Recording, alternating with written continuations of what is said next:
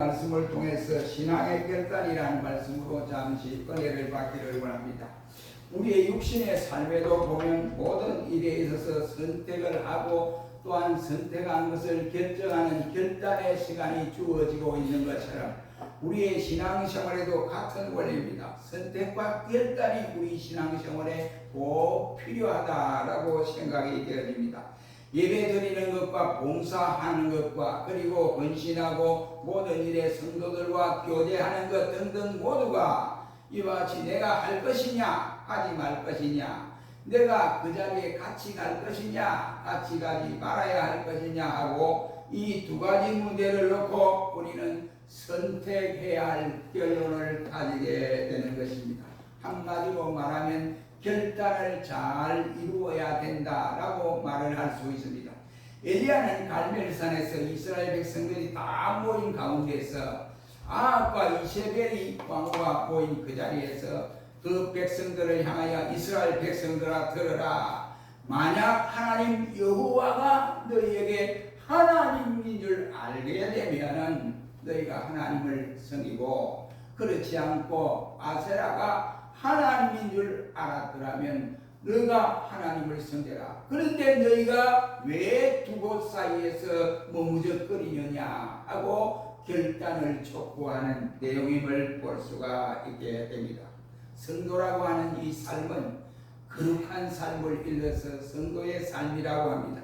한마디로 말하면, 또한 다른 말로 표현을 하면 성도는 구별된 삶을 살아가는 사람이다 라고 말을 할 수 있습니다.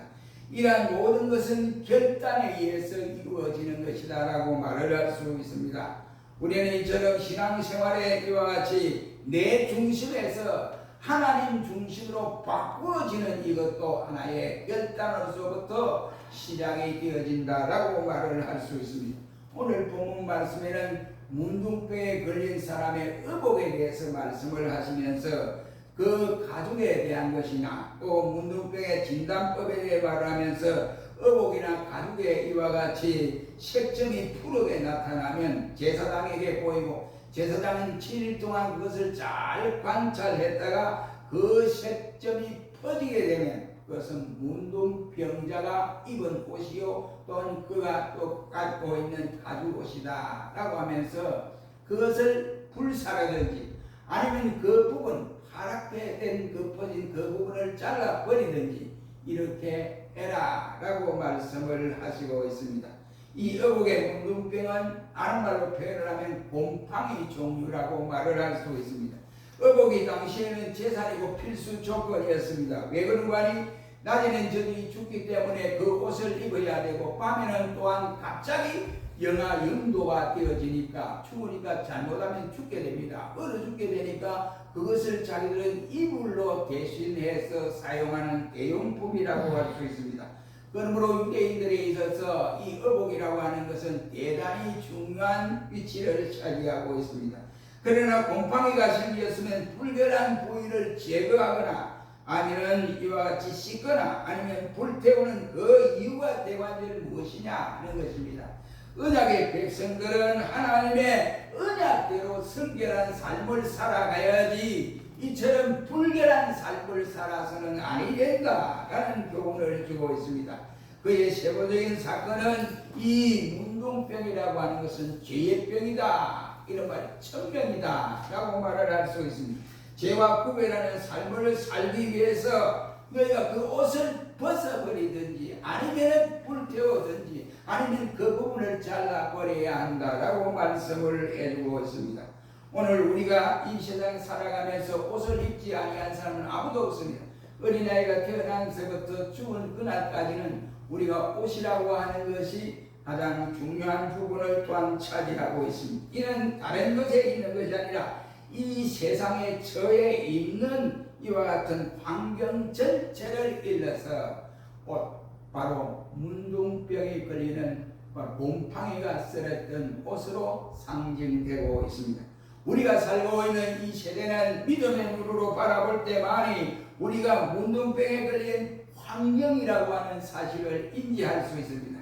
그렇지 못하고 믿음으로 보지 못하면 이 불신자들처럼 그것을 발견할 수가 없습니다. 영적인 의미를 찾을 수가 없다. 이란 말입니다.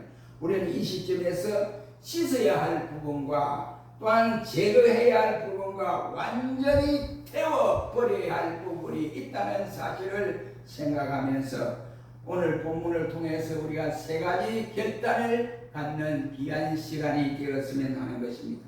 첫째는 47절로 51절 말씀에 보면 생활에 있어서 결단을 잘하고 살아라, 이런 말씀을 교훈 주고 있습니다. 이스라엘 백성들에게 이 입은 옷은 생활의 필수품이라고 할 수 있습니다. 한마디로 말하면 재산이다 라고 할 수 있습니다. 그의 대용품은 전혀 없습니다.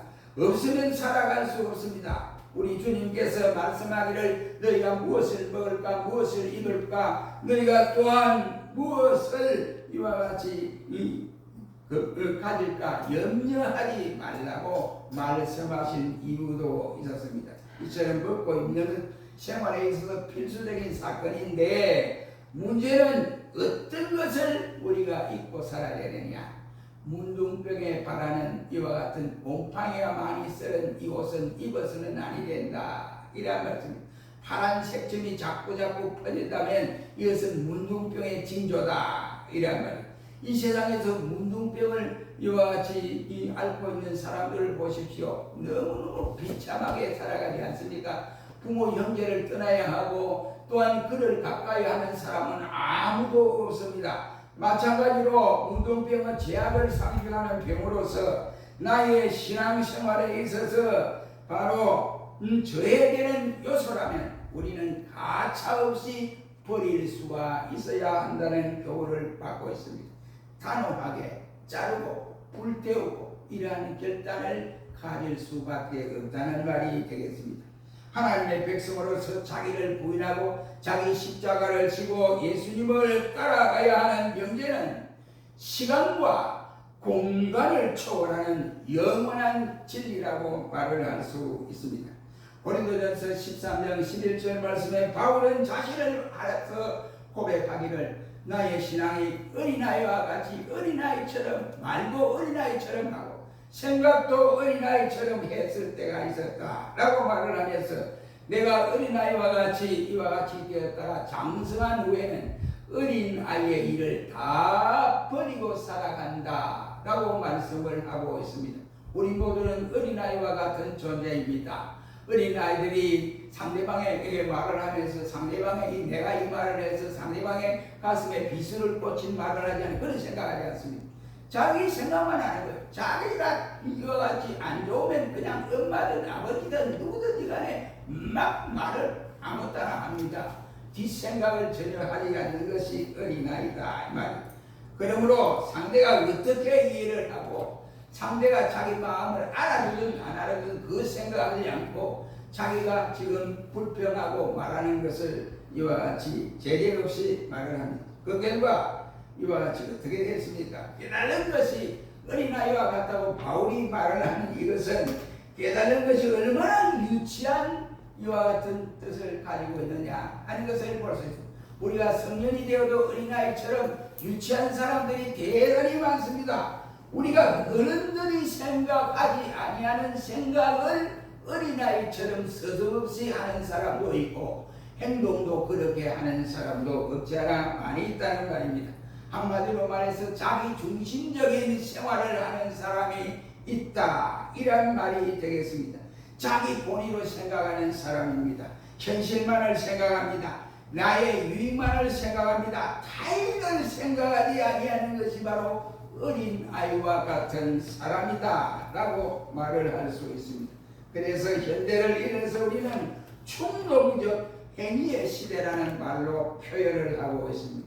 그 충동에 발생하는 일이 적극적인 반응에 의해서 나타나는데 그 반응에 의해서 때로는 욕도 하고 때로는 상대를 미워하기도 하고 또 심하면 막 상대를 이와 같이 칼로 찔러서 죽이는 이러한 비극의 역사가 일어나는 것이 오늘날 충동적인 시대라고 말을 할 수 있습니다. 여러분, 내가 지금 연세가 몇 살이나 되셨습니까? 신앙의 연수가 얼마나 되느냐? 모세는 말하기를 자기는 강건하면 70여 더 살면 80까지 산다라고 말씀을 하면서 하나님 앞에 기도하기를 하나님이여 나의 계수함을 가르치사 나에게 지혜를 허락하여 달라고 기도를 한 일이 있습니다. 모세의 이러한 기도는 이와 같이 태어날 때부터 성장하는 과정을 말씀하는 것이 아니고 앞으로의 살아갈 날에 대해서 지혜롭게 하나님 앞에 살아가도록 해달라라고 하는 기도라고 할 수 있습니다.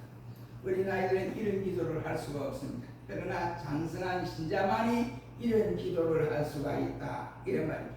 70이요 혹은 강건하면 80이랄지라도 이러한 세월들은 날아가는 이와 같이 바람과 같다라고 성경은 표현을 하고 있습니다.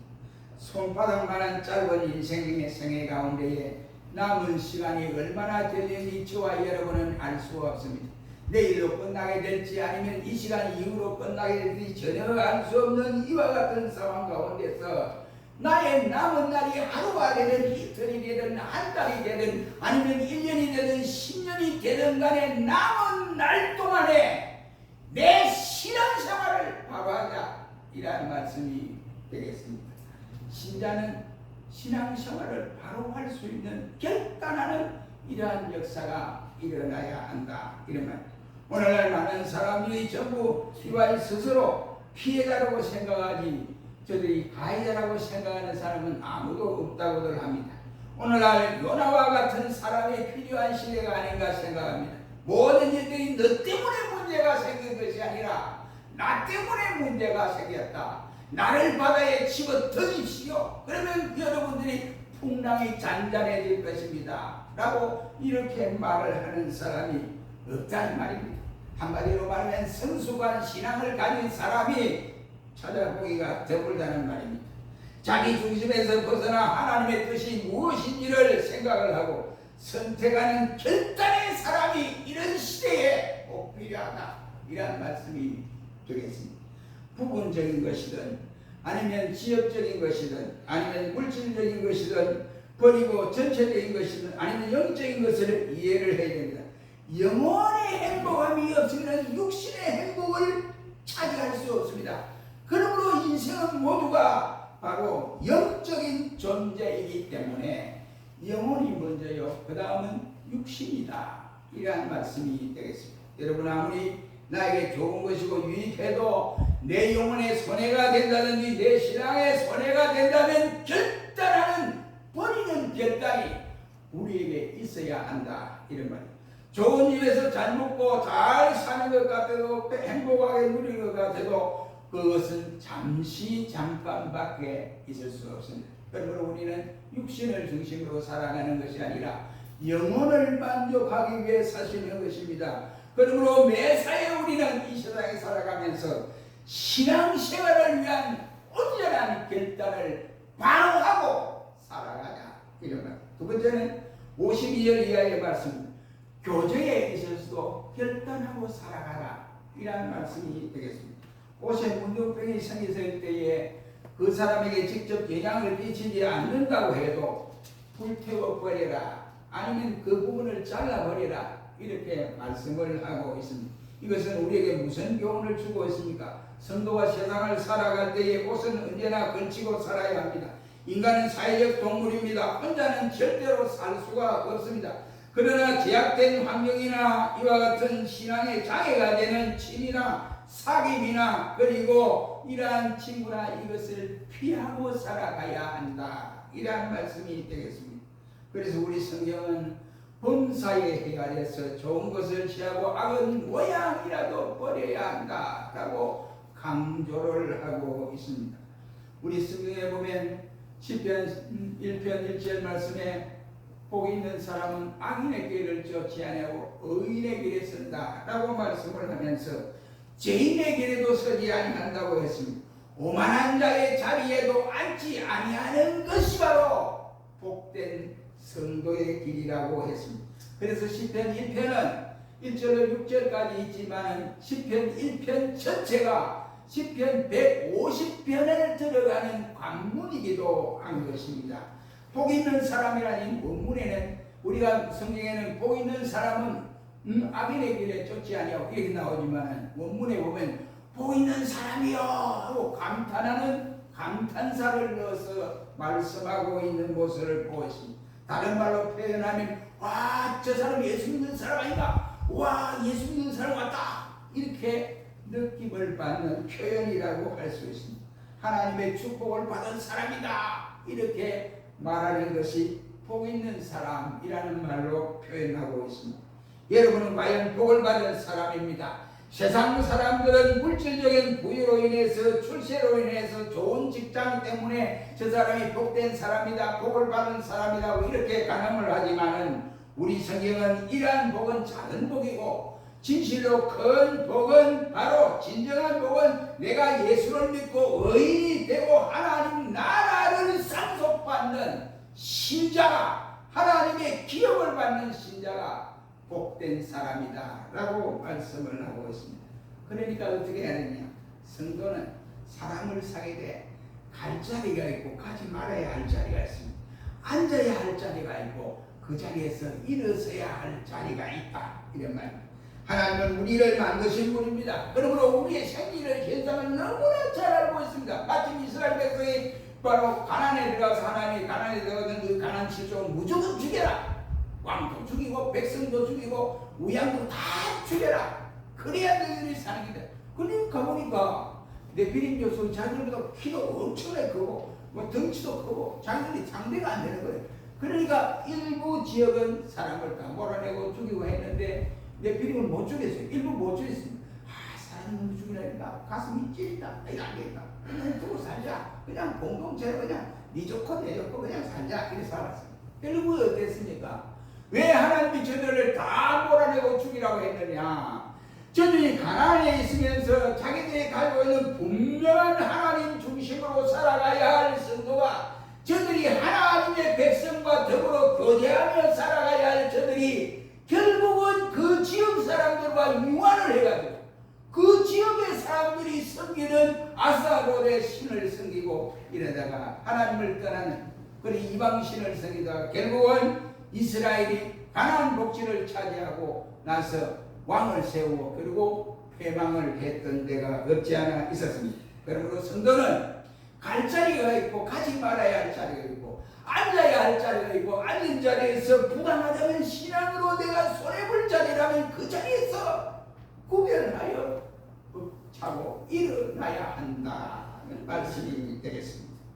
그러면 우리는 절대로 하나님이 가지 말라고 하는 데는 안 가는 것이 좋고 하나님이 하라고 하는 것은 우리가 하면 우리에게는 손해가 될 일이 전혀 없다는 말씀이 되겠습니다. 믿음이 좋은 청년 베이커는 뉴욕 중심의 아주 큰 가구점에서 직장을 다녔습니다. 어느 날 사장이 베이커를 불러서 베이커야 이리 와봐라 그랬습니다.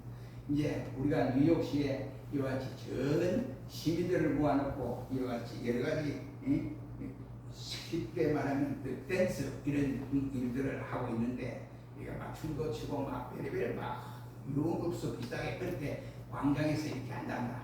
네가 우리 사업을 위해서 그 일주일간 거기 가서 네가 그것을 또 그 사람들과 같이 융합도 하고 우리 사업에 대해서 선전하라. 그러면 네가 부비를 얼마든지 쓰든지 내가 일주일에 쓰든 네 얼마든지 쓰든지 내가 많이 썼다 적게 썼다 이 말 안 할 테니까 네가 알아서 해라. 베이커가 믿음이 좋은 청년이 그래서 사장님 저는 할 수 없습니다. 그래서 그래 내가 일주일 너에게 만일을 줄 테니까 그때 결정해서 그때 꼭 가서 참석해서 우리 회사도 유익하고 니도 유익할 거야 그랬습니다. 이 청년이 한 말이 일주일 전에 사장님 저는 못 가겠습니다. 그러면서 가라니까 가면 이게 유익하다니까 우리 회사도 유익해 이랬습니다. 그런데 이 베이커가 한 말이 사장님 저는 오늘부로 여기를 떠나겠습니다. 이 회사를 떠나겠습니다. 그래서 떠났습니다. 베이커가 떠났습니다. 그래 2년 있다가 이 사장님이 암병으로 죽게 되었습니다. 자기 부인에게 하는 말이 내가 이제 곧 죽겠어. 그랬는데 부인이 하는 말 여보 그럼 목사님 불러드릴까요? 아니 목사님 아직 부를 때 아니야. 목사님 부르지 말고 베이커를 찾아와 빨리 찾아와라. 그래서 자기 성공을 했던 베이커를 찾아왔습니다. 그래 베이커에 찾아오니까 이 사장이 하는 말이 베이커야 네가 네 중심으로 신앙의 중심으로 살았던 그대로 내 회사를 네가 맡아다오. 이 회사에 네가 오너가 되다오. 그렇게 하면 분명히 하나님이 축복하실 것이다. 네가 섬기는 그 하나님 내가 믿겠다. 나는 암병으로 곧 죽을 수밖에 없다. 이러면서 베이커가 복음을 전하니까 그가 예수를 믿게 되었다라고 했습니다. 그리고 어마어마한 가구와 같은 시장을 베이커가 담당하게 되었다는 말이 되겠습니다. 여러분 보십시오. 우리가 이 세상 살아가면서 분별하는 삶을 신자는 살아가라 라는 교훈입니다. 육신을 쫓는 자는 육신의 일을, 영을 쫓는 자는 영의 일을 생각하니 육신의 생각은 사망이요 영의 생각은 생명과 평안이니라. 성경은 말씀을 확실하게 말씀을 합니다. 육신의 생각은 하나님과 원수가 된다고 말씀을 하시고 하나님의 법에 굴복지 아니할 뿐만 아니라 할 수도 없습니다. 육신에 있는 자는 하나님을 기쁘게 할 수 없느니라. 로마서 8장은 말씀을 하고 있습니다. 여러분, 우리는 어떤 사람입니까? 그러므로 우리는 육신에 속한 사람입니까? 아니면 내 자신이 영에 속한 사람이냐 하는 것입니다. 똑같은 사람인데 그 소속에 따라서 사람의 결과가 달라지게 되는 것입니다. 우리는 소속의 지배를 받고 있기 때문에 그러한 것입니다. 육신에 속하였다면 육신의 본능에 따라 살아갈 수밖에 없습니다. 교회는 나오고 있지만 성경 찬송을 가지고 성경도 보고 찬송도 부르지만은 그 육체에 따라 사는 신앙은 하나님의 법에 순종치 아니하고 순종할 수가 없다고 성경은 우리에게 말씀을 하고 있고 예수님께서도 교회 속에 가라지가 있다. 그러니 확실하게 변화를 받아야 된다고 강조를 하고 있습니다. 영에 속한 사람은 영의 세계에 관심이 있습니다. 그러나 육신에 속한 사람은 육신에 관심이 대단히 많습니다. 그래서 말씀에 대한 순종을 할 줄도 모르고 하지도 않습니다. 중요한 말씀이라고 생각이 됩니다.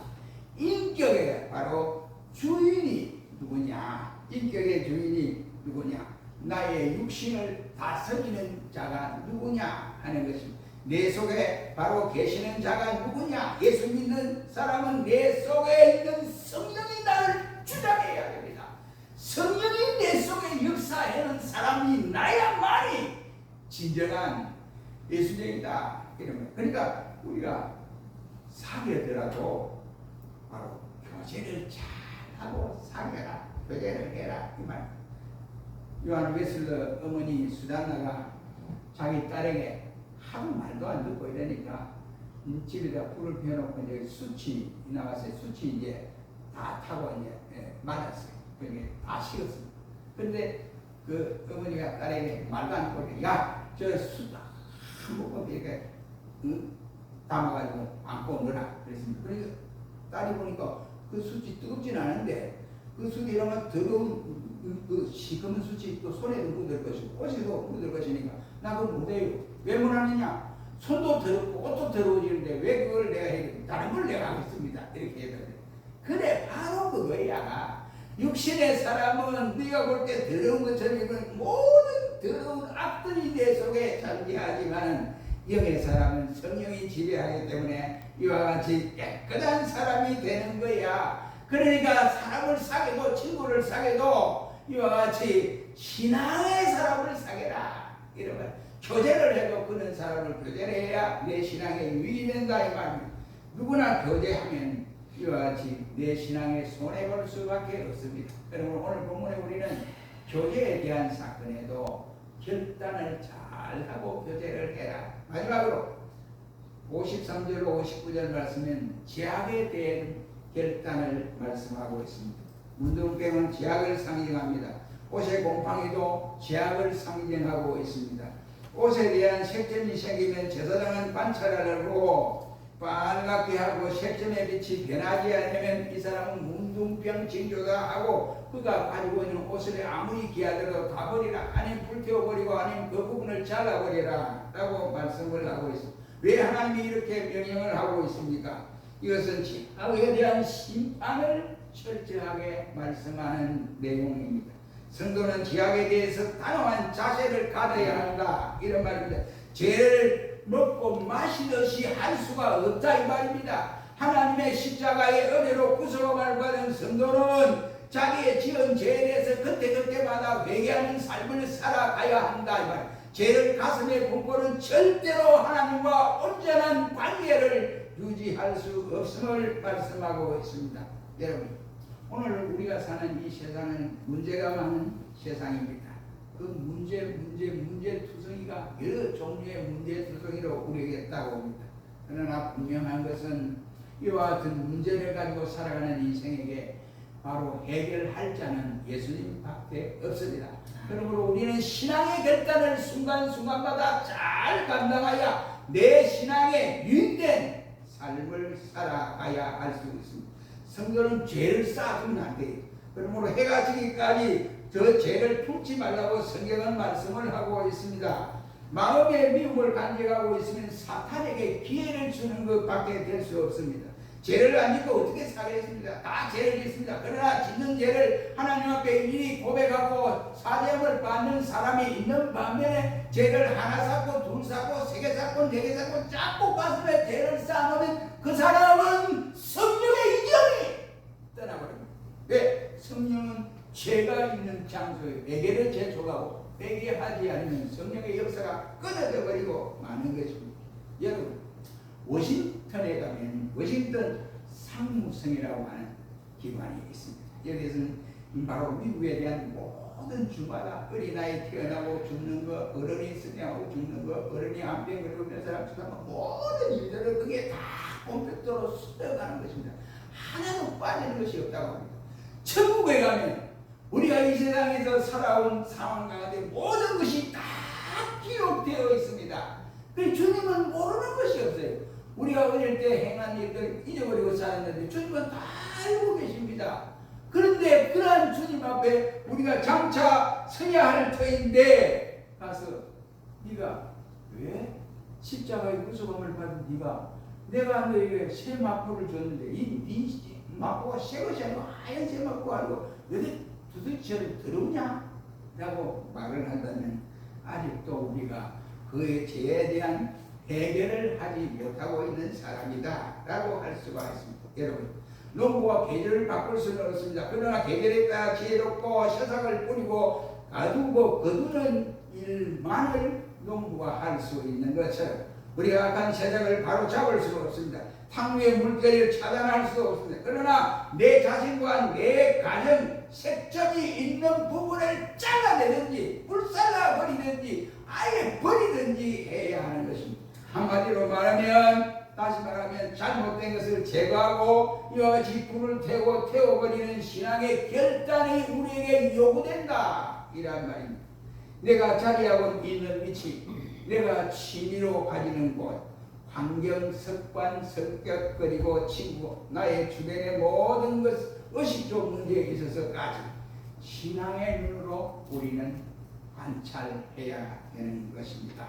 그리하여 버릴 것을 버리고 태울 것을 태워버려야 됩니다. 그냥 놔두면 내 영혼의 문둥병처럼 병이 들어버리고 마는 것입니다. 단호하게 씻고 자르고 버리고 불태워서 하나님이 원하는 성결한 삶, 신자가 끌어가야 할 아름다운 정결한 성도가 되어야 된다 이런 말입니다. 생활에 있어서 우리는 결단을 하나님이 촉구하고 있습니다.